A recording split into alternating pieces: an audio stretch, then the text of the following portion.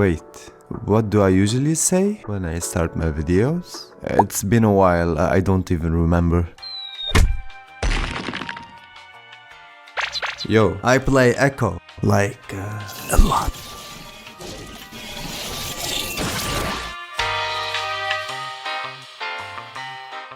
This video is purely for those players who want to level up their mechanics with Ekko. I'm gonna share with you some of Ekko tactics that no other creator has mentioned before, so let's get started.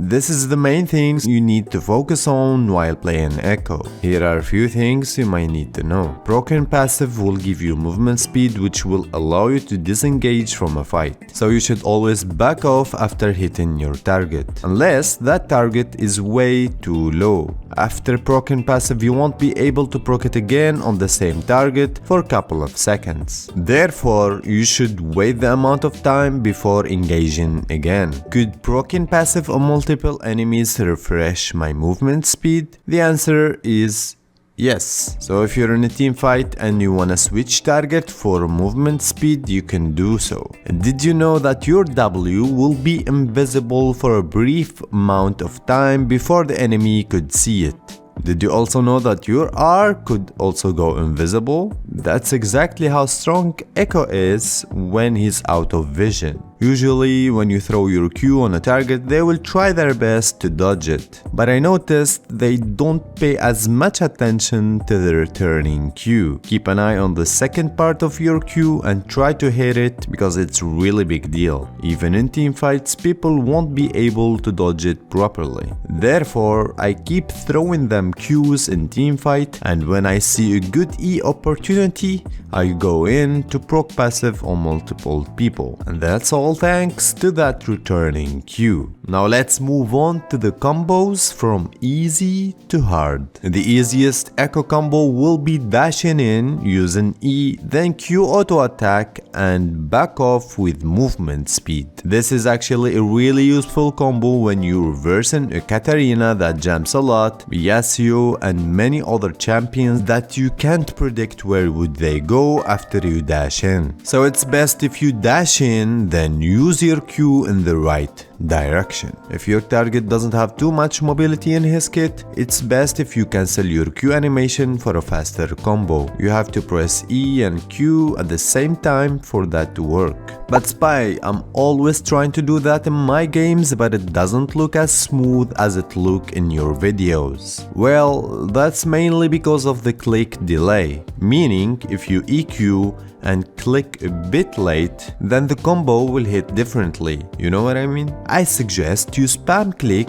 after EQ just to get it right. Bro, I feel like I'm gonna break a lot of people's mice after this video.